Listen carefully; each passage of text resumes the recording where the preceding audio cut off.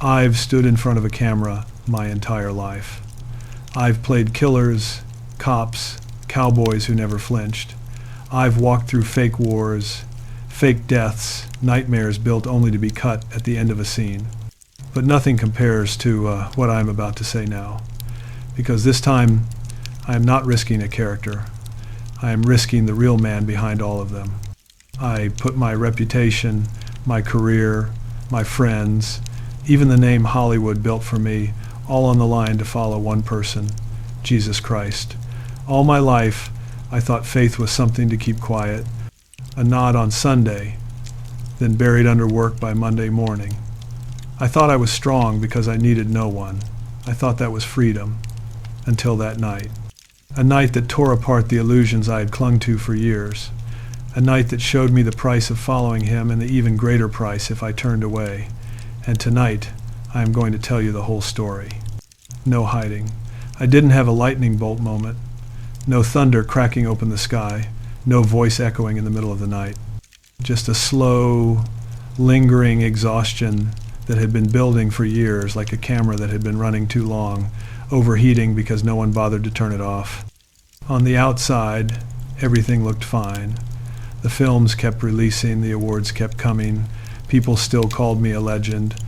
But inside, there was an emptiness that alcohol, work, fame, nothing could fill. I started noticing it on the quietest nights.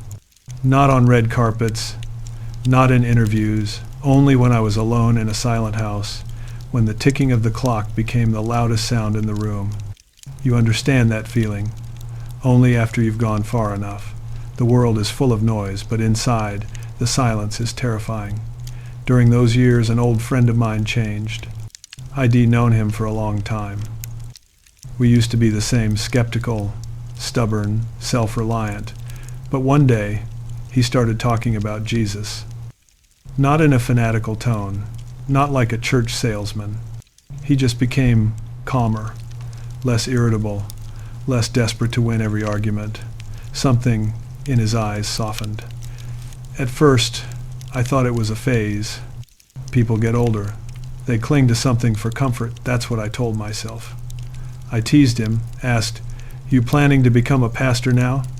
He just laughed and said, "No. I just found something I should have found a long time ago." That sentence haunted me more than I wanted to admit. One evening, after a simple dinner at home, we sat together on the porch in the cold air and soft wind. He told me about the gospel not with the voice of a preacher, but of someone who had truly experienced something, that God wasn't just an idea, but a being who loved the world enough to give his only son. And that Jesus wasn't just a character in a book, but the one who lived the perfect life we could never live, took the death we deserved, and rose again to open a path no one else could open. My first reaction was simple. I didn't believe it. All my life, I trusted what I could see, touch, measure, scripts, box office numbers, data. I told him, "Sounds more like a story than the truth." He looked at me, didn't argue, and simply asked, "Clint, you've told stories your whole life, and the best stories always carry some truth. So what if there's a story that is both the greatest and true?" That question didn't turn me into a believer overnight, but it opened a small door.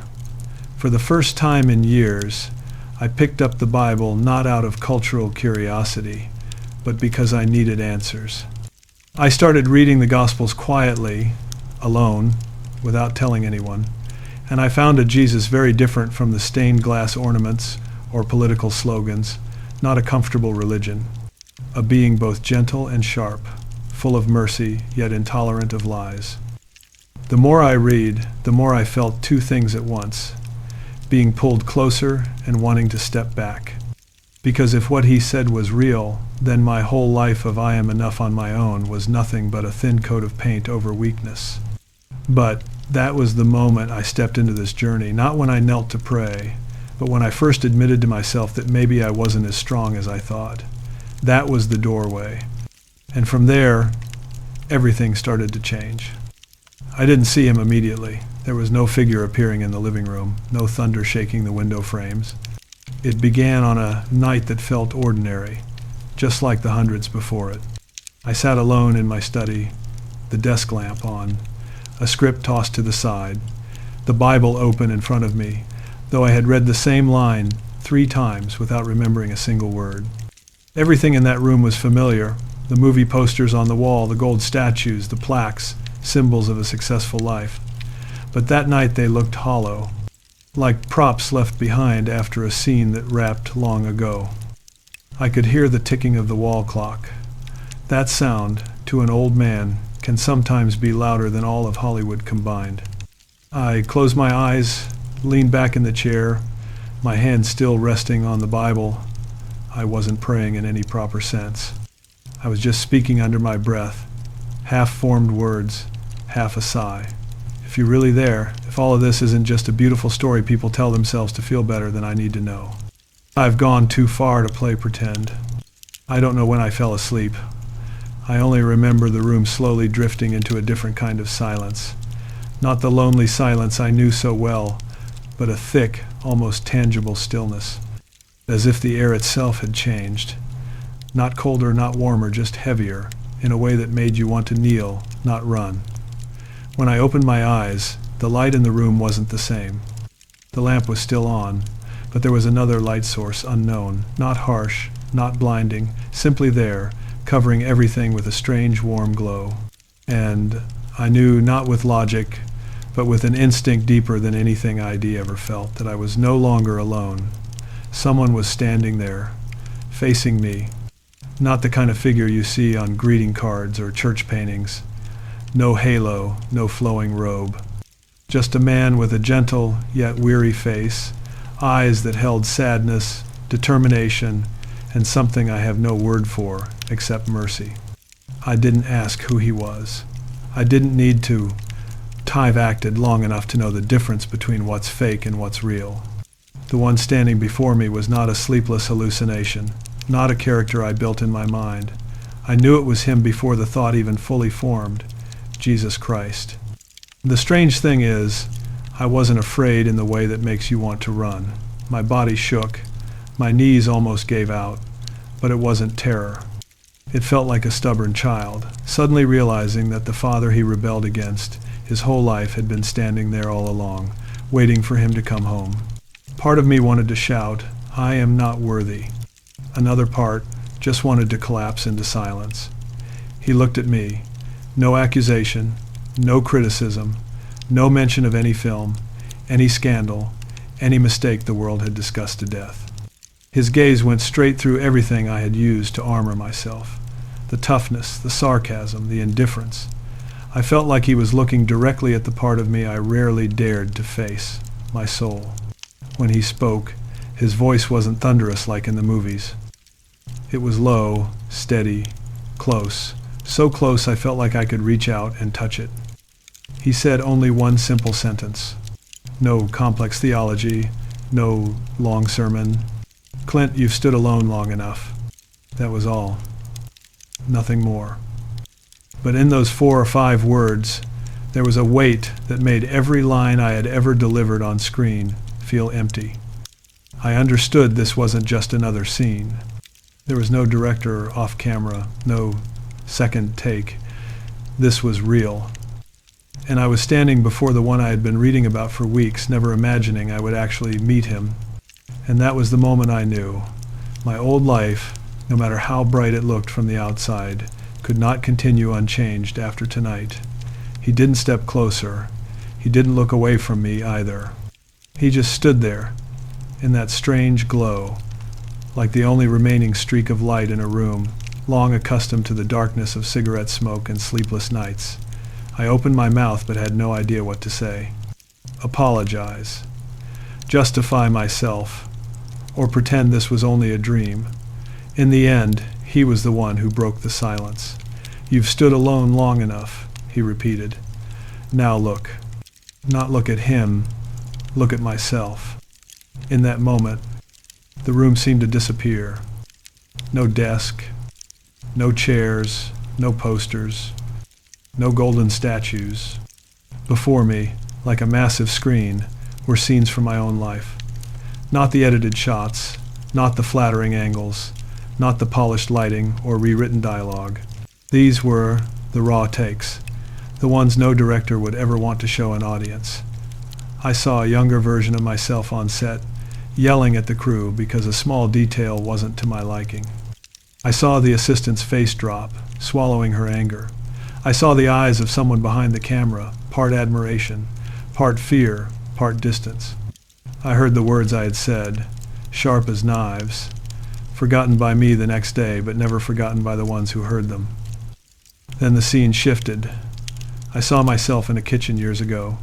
A fight with a woman I once swore I would love and protect. My voice rising, my hand slamming the table. She turned away, tears falling but hidden. I didn't go after her. I let the door close behind me as if it were just another bad night. But in her eyes, I saw something die. You called that freedom, his voice said, neither angry nor gentle, just truthful. Freedom to need no one, depend on no one, bow to no one. But do you see what you lost because of that freedom? The first layer of truth wasn't about religion. It was about me. It's about the years I believed that as long as the movie succeeded, the performance was flawless, the audience applauded, everything else was background noise. I stood on top of a mountain without realizing how many people I had pushed aside to climb it. Then he showed me something else. No longer external scenes, but internal ones. Nights when I lay awake, staring at the ceiling, feeling as if someone was counting my heartbeats. The nagging fear that one day everything would go silent, and all I had built would slip through my fingers like sand. I never called it fear. I called it the wandering thoughts of old age. But under that light, I saw it clearly. It was raw fear, the kind I had buried under work, sarcasm, and roles. You're not just afraid of losing what you have, he said. You're afraid to admit that all of it is not enough. That was the second layer. The harsher one, because it wasn't about the wrongs I'd done to others. It was about the lies I'd told myself. I wanted to look away. I wanted to do what I'd always done best. Shut my emotions down. Cut to the next scene. Tell myself that life simply works that way. But here, in front of him, there was nowhere to hide. No character to slip into. Only an old man who had outlived most of his friends, yet had never truly answered the only question that mattered. In the end, who does his soul belong to? Why are you showing me all of this? I finally managed to ask. My voice was raspy, much smaller than usual. Because you must know the cost of continuing to stand alone, he replied, and the cost of following me. Then he showed me another path, not the one lined with red carpets, a narrow road, walked by few. I saw myself confessing that I believed in him, not in a private room, but in front of faces that would frown, scoff, mock. I saw the calls stop coming, the invitations grow fewer. I saw the headlines saying I had changed, that old age had made me blur the lines between character and reality. I understood. Following him would come with a price. My reputation, my comfort, the safe position I'd spent a lifetime building could all shake. I would no longer be the one in control. But then he showed me the price of not following. Another room, like the one I sat in now, but darker, colder. An old man, also me, with empty eyes, clinging to old photographs as if they were proof he had once existed. No peace, no hope, only regret, thick in the air. You can keep everything, he said, and lose your soul, or you can lose what the world calls important and find what you never had. That was the final layer of truth, no longer about the past, no longer pointing out mistakes. It was a choice, clear, direct, uncompromising, and I knew in that very moment that even if I turned away, I would never be able to forget what I had seen.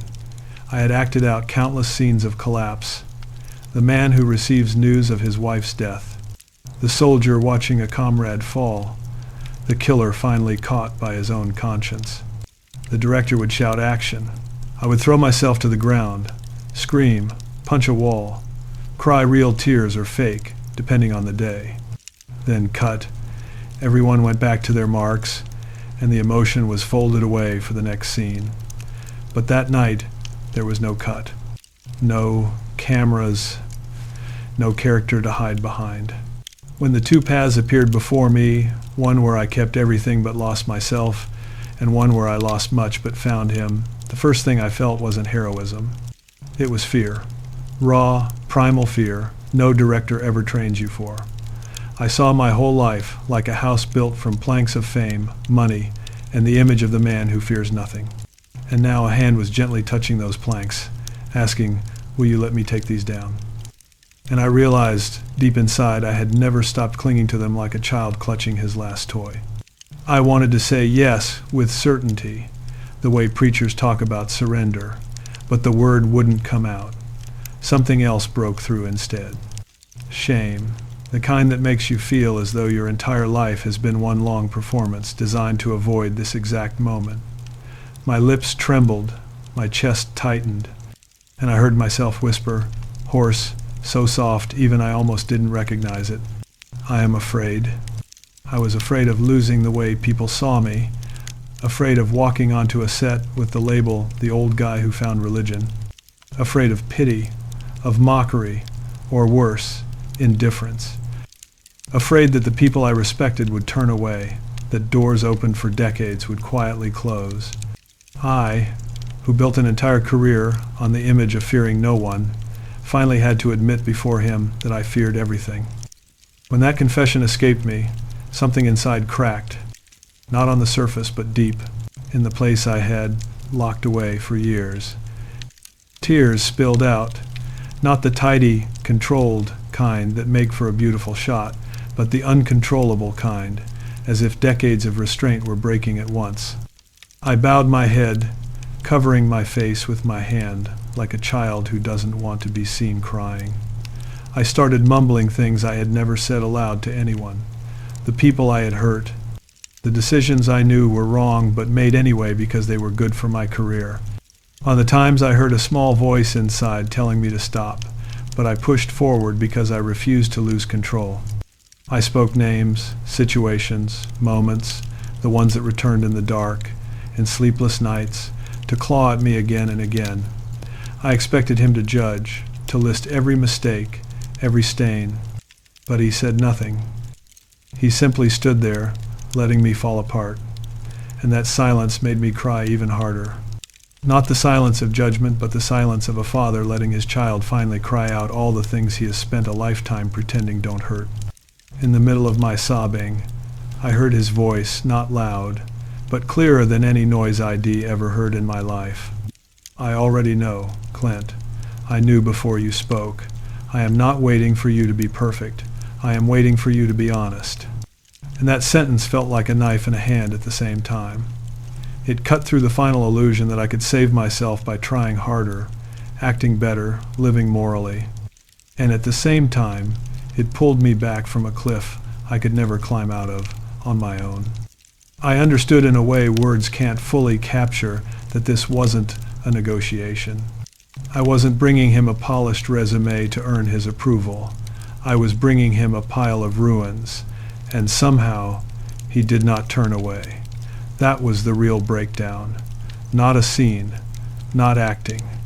But the moment a man who lived his whole life as if he needed no one finally admitted he needed to be saved, I was still kneeling, breath uneven, tears coming faster than I could wipe them. And in that weakest moment, he began to speak, not with a mighty voice meant to terrify, but with a low, steady tone as if every word had been chosen before the world began. "Clint," he said, "you're not here by accident. You're here because you've been running long enough." I didn't answer. I couldn't. I just stared at my hands, the same hands that had held guns, tamed wild horses, slapped villains, pulled triggers on screen as if nothing could ever touch me. Now they trembled like a child's. "You think you're strong," he continued. "You think standing alone is strength. But in truth, it's just fear, painted to look like courage." My heart tightened because I knew that was true.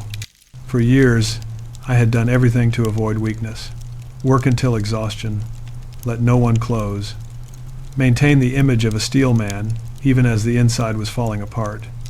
He saw through all of it. "You loved your work more than people," he said, not accusing, just stating a line from a file. "You chose silence instead of forgiveness. You let pride write chapters that should have been written with mercy." Each sentence struck me, but strangely it didn't hurt the way I expected. It felt like pulling a shard of glass from the skin, painful but freeing. Then he raised his hand not to lift me, but to point at me. "But the lesson isn't your past," he said. "The lesson is what I am willing to do with it." I looked up. His eyes weren't just bright, they were gentle, so gentle it almost made me break again. "You cannot save yourself," he said slowly. "Not with fame, not with morality, not with effort. You do not need to pay for what I've already paid for." Those words, simple as they were, weighed more than the mountain I had carried inside for years. "I tried to be a good man," I whispered, as if offering a weak defense. "No one is good enough," he replied, "not to belittle me, but to free me. The only thing I want from you is the truth, not perfection." And I felt deeply, without needing explanation, that he was opening a door, not a door into religion, a door into a different kind of life. A life where I didn't have to prove strength, didn't have to wear masks, didn't have to run from myself. "Clint," he said, "your lesson is love, not emotion, not politeness, but the kind of love that forgives, endures, humbles itself to save others." His voice softened, almost a whisper. "And the second lesson, true courage is stepping forward when you know you will lose something." I looked into his eyes and understood. Following him wasn't only a spiritual decision, it was an act of courage, a surrender, a fall meant to help me stand the right way. "And the final lesson," he said, "is truth. Not the truth movies create, the truth that sets you free." Then he said the sentence that tightened my throat, a sentence I never knew I needed until that moment. "I did not come to make your life easier, Clint. I came to make your soul alive." I don't know how long I stayed on my knees. In moments like that, time doesn't move in seconds, it moves in breaths. When I finally lifted my head, the light around him was no longer as radiant. It had softened, gentler, like the slow arrival of a dawn. And in that softness, I realized something I had never truly believed in my whole life. I had changed. Not the dramatic kind of change, not the kind where someone walks on stage declaring they've found the meaning of life. No, my change was quieter, like the sound of curtains being drawn in a dark room. You don't see the sun immediately, but you know the light is finding its way in. And once it does, there's no going back to complete darkness. I touched my chest, the place that for years held only worry, fear, and a hollowness I covered with work. But now, in that quiet room, I felt something else. Not excitement, not emotional high, just peace. A peace no drink, no money, no fame, no applause could ever offer. "I'm afraid of changing," I said, unsure whether I was speaking to him or confessing to myself. "You already have," he answered, his voice as gentle as the wind. And I understood. Change didn't happen when I decided to be a better man. Change happened when I let go of the old self I had been clinging to, like a worn-out suit of armor. When I let him see me, truly see me, without characters, without legend, without the coat of steel man paint. The light in the room slowly withdrew, not disappearing suddenly, but dissolving into the air like smoke, leaving behind a space that wasn't frightening at all. I looked around. The room was back to normal. The old wooden desk, the cold coffee, the scattered scripts. But I was no longer the man who had been sitting there an hour earlier. I stood, walked slowly to the window, and pulled the curtain aside. Outside, the sky was beginning to change color. A thin pink streak stretched across the horizon. I had seen hundreds of sunrises in my life, on sets, on mountains, in deserts, but none had ever looked like this one. I placed my hand on the window frame, feeling the cold of the metal, and I knew I couldn't live the way I had before. I couldn't keep pretending I was strong enough to stand alone. I couldn't keep running from the truth just because it was inconvenient for my image. I couldn't keep believing applause was the measure of a man's worth. I whispered not a perfect prayer, not a hymn, just a simple sentence that had taken me a lifetime to say, "He'll go with you." When I turned back, the strange light was gone. But I didn't feel abandoned. On the contrary, for the first time in many years, I didn't feel alone. I walked out of the room, and every step felt lighter, as if the floor no longer resisted the weight I carried. I didn't know what the future would look like. I didn't know what people would think. I didn't know what I might lose, or what I would have to face, but I knew one simple thing.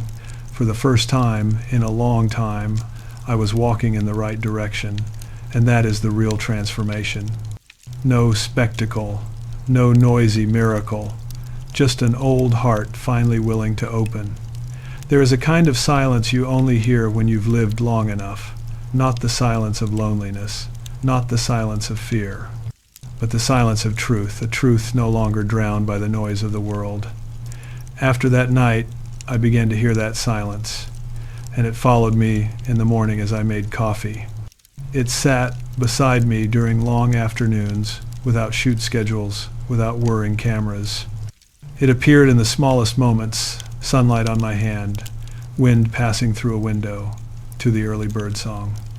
And in those moments, I knew I was no longer seeing the world with the same eyes. Meeting him didn't make me a saint. It didn't make my life easier. Hollywood was still Hollywood. People still had shadows. My heart still had them too. But something had changed. I no longer had to pretend I was strong while breaking inside. I no longer needed to paint a perfect portrait for others to admire. I no longer wanted to live as if I am enough on my own, because after all those years on stage, I finally realized the one thing that had never been enough was me. I've thought a lot about the years behind me, about the people who crossed my life, the old friend who held my hand on the porch and told me about God, the ones I hurt because I thought I was untouchable, the ones I loved but never loved well. I wonder what might have been different if I had known earlier, if I had let go of my pride earlier, if I had listened earlier. But then I hear his words again, like a streak of light cutting through the dark. It's never too late. I am not standing here to convince anyone to believe what I believe. I am only telling you what happened, what softened a heart that had been stone for years. What reminded me that human beings were never made to save themselves. We need something greater, truer, stronger than anything the world can build. And I found that in the one I spent a lifetime thinking was just a story, but turned out to be the truth standing right in front of me. Faith is not a ticket that keeps you from pain. It is an invitation to walk straight into truth, even when that truth brings you to your knees. It is looking back at your years and admitting you did not live as well as you thought. It is opening the door of your heart, the door we sometimes lock so tightly that even we forget where the key is. Faith is the gentle voice that never goes silent, telling you that you still have a chance to become the person you were meant to be. If you're listening to me, if you've reached the end of this story, maybe it isn't by accident. I don't know who you are, what fear you're carrying, what you're holding on to, or what you're running from. But I know this. No one is too far for him to call back. No one is too broken for him to mend. No one is too insignificant for him to see, truly see, even if your life feels like nothing but scattered pieces. I don't have many years left to tell stories like this, but I hope that one day, when you stand at the choice between fear and truth, between darkness and light, between standing alone and letting someone lead you, you'll remember the words of an old man who wasted too many years just to understand something simple. A life is not made by fame, not by success, not by legend, but by the moment you allow your heart to become real, real enough to be saved. And if you ask me what remains after everything, there is only one answer. I found him, and he found me first.